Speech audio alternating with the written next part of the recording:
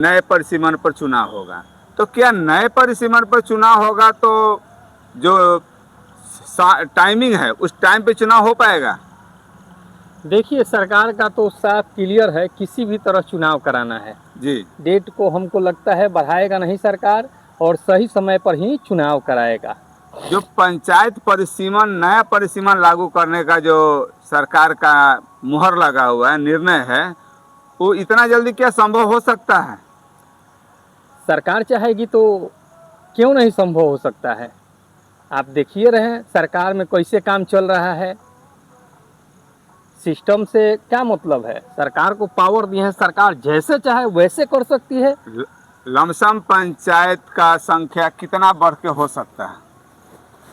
देखिए, संख्या का तो कुछ नहीं बता सकते हैं, लेकिन ये तो जरूर हम लोग जानते हैं कि 7,000 पर एक पंचायत का गठन होता है। 7,000 के आबादी पर? हाँ, 7,000 जनसंख्या पर एक पंचायत का गठन होता है। तो इसमें जो बढ़ेगा बढ़ेगा, ज़्यादा तो नहीं बढ़ना चाहिए हमको। यानी कि आपके कहने का मतलब है कि जनगणना के आधार पर एक पंचायत, वार्ड और जिला परिषद का क्षेत्र का माने काउंटिंग किया जाता है कि इतना 5 से 7,000 के जनसंख्या पर एक पंचायत का होना चाहिए, ताकि बढ़िया से पंचायत संस्थान जो है उसको देख रेख किया जा सके। तो अभी वर्तमान में 8,000 राउंड फिगर में है पंचायत, तो बढ़ के क्या 16,000 हो सकता है या 12,000 हो सकता है? बढ़ेगा तो जरूर। देखिए, परिसीमन कराएगा सरकार तो पंचायत बढ़ना एकदम तय है। हो सकता है कि बहुत सारा पंचायत है उसमें से कुछ गांव कट जाए, कटना तय है, और दूसरे पंचायत में नया जो पंचायत बने उसमें जुड़ जाए। एक और वायरल खबर चल रही है कि जो मुखिया संघ के प्रदेश अध्यक्ष हैं, वो जो भी कमेटी के लोग हैं, वो लोग पूरा वर्तमान सरकार, सम्राट सरकार को बधाई का तांता लगा दिया है। क्या इस समय में पंचायत का करना ये जो है सही है? देखिए, अब वो लोगों क्या है मैटर, मैं तो नहीं जानता हूँ, लेकिन सबसे ज्यादा अगर कोई परिसीमन पर आवाज उठाया है, कि मतलब परिसीमन, नया परिसीमन में हो, पंचायत बढ़ाया जाए, पंचायत बढ़ाया जाए, पंचायत बढ़ाया जाए, कोई अगर इस मुद्दा पर बात किया है तो ये मुखिया संघ के द्वारा किया गया है। अध्यक्ष जो है मिथिलेश राय, और उनके साथ में कुछ लोग हैं, लीडर जो हैं, वो लोग आवाज़ उठाया है। हाई कोर्ट गया है लोग, सुप्रीम कोर्ट गया है लोग, इसी चीज़ के लिए गया है लोग। बधाई काहे नहीं देगा लोग, बधाई तो देवे न करेगा लोग। अच्छा, नए परिसीमन से क्या पब्लिक को फायदा हो रही है कि नहीं, सरकार को फायदा होगा? परिसीमन बदलने से ये जान लीजिए, पब्लिक को, जनता को कोई फायदा नहीं होने वाला है जी। जब तक व्यवस्था नहीं बदलिएगा, सिस्टम नहीं बदलिएगा, भ्रष्टाचार पर रोक नहीं लगाइएगा, किसी भी कीमत पर पंचायत का डेवलपमेंट नहीं कर सकते हैं, पंचायत के लोगों को सुविधा नहीं दे सकते हैं। यहाँ जाति आवासीय के लिए दर दर भटकना पड़ता है लोगों को काम करवाने के लिए ब्लॉक में, तब इससे बड़ी बात क्या हो सकती है? यही तो सिस्टम है बिहार का। परिसीमन बदलने से क्या क्षेत्र का विकास हो जाएगा, गांव का विकास हो जाएगा? ये नहीं होने वाला है। क्या नवयुवक का इसमें भागीदारी रहेगी नए परिसीमन में? देखिए, पंचायत में क्यों नहीं रहेगा, लोकतंत्र है, सबका अधिकार है, जो चाहेगा चुनाव लड़ना लड़ सकता है, बिल्कुल लड़ना भी चाहिए, है ना। बदलाव होना चाहिए, अच्छे अच्छे लोगों को चुन करके पंचायत में जनता को मुखिया बनाना चाहिए, बीडीसी बनाना चाहिए, या वार्ड सदस्य बनाना चाहिए, जो भी। अच्छा, वार्ड मुखिया का तो एक पंचायत का परिसीमन जो होता है लमसम 5 से 7,000 आबादी का होता है, तो उसमें सरपंच भी आ गए, और वार्ड का लमसम कितना आबादी होना चाहिए? वार्ड का 700 के आसपास होना चाहिए। 700 के आबादी पर एक वार्ड का गठन होता है। अच्छा, 700 के आबादी पर एक वार्ड का गठन होता है। तो 700 यानी कि 14 वार्ड हुआ। एक पंचायत में 14, 15, 16 के आसपास वार्ड होता है। यही होना चाहिए।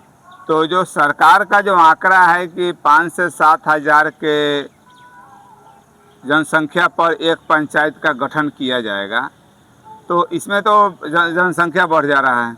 वार्ड के हिसाब से अगर जो कैलकुलेशन किया जाता है। नहीं, देखिए नियम जो है 700 ही होना चाहिए, है ना। अब जी। सरकार की मर्जी, जो मर्जी करे। अच्छा। सरकार तो सब अपना मर्जी से कर रहा है ना जी। कभी ओपिनियन जनता का ले रहा है क्या करना है नहीं करना है, कभी आकर पूछता है, देखता है। ये तो बात वर्तमान सरकार में देखा जा रहा है कि जनता का बिना कोई ओपिनियन लिए हुए अपना खुद का निर्णय थोप देना पब्लिक के ऊपर। अभी बहुत ऐसा निर्णय जो सरकार ना परसिमने करा रही है सरकार। हाँ। परसिमने पर बताइए, जायज परसिमन हो रहा है का, बताइए ना। 2011 के जनगणना के आधार पर आप परसिमन करा रहे हैं, किस आधार पर करा रहे हैं जी? जब आपको परसिमन कराना था तो कराते आप। 2025 में जो जनगणना हुआ है इसके आधार पर करवाते, इसका रिपोर्ट आता तब करवाते। 2011 बताइए, 2011 है, 2011 के जनगणना के आधार पर आप कर रहे हैं। 10 साल पर जनगणना होगा, उसके बाद उसके हिसाब से रोस्टर बनेगा, पंचायत का गठन होगा। नियम तो यही ना है हर 10 साल पर, लेकिन हो कहाँ रहा है। तो कुछ नगर निकाय में भी तो पंचायत जाएगा, मिले हुआ है, तो उस पर भी तो कुछ संख्या का कमी बेसी हो सकता है। नगर निगम में भी जाएगा। अब मान लीजिए कि जहाँ डेवलपमेंट हो गया है, पूरा शहर की तरह हो गया है, पूरा एकदम मार्केट है आपका, हर तरह का एकदम व्यवस्था है, एकदम सब चीज की सुविधा है जी। मार्केट है और वहाँ पर व्यवस्था उस तरह का है, तो वो तो नगर निगम में शामिल होगा, उसको कौन रोक सकता है।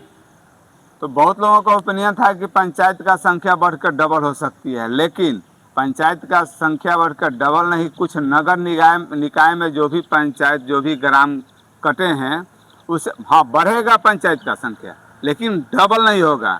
डेरा हो सकता है, पहले से सवैया हो सकता है, लेकिन डबल नहीं हो सकता है। आपका क्या इस पे विचार? डबल नहीं होगा। कौन बोल रहा है कि डबल पंचायत हो जाएगा? 8,553 पंचायत है पूरे बिहार में, है ना जी। तो आप बताइए ना, डबल कैसे हो जाएगा? बिहार सरकार के पास बजट है महाराज, हैं? झोला लेकर के कोनो चीज के लिए, काम के लिए पहुंच जा रहे हैं दिल्ली, हैं?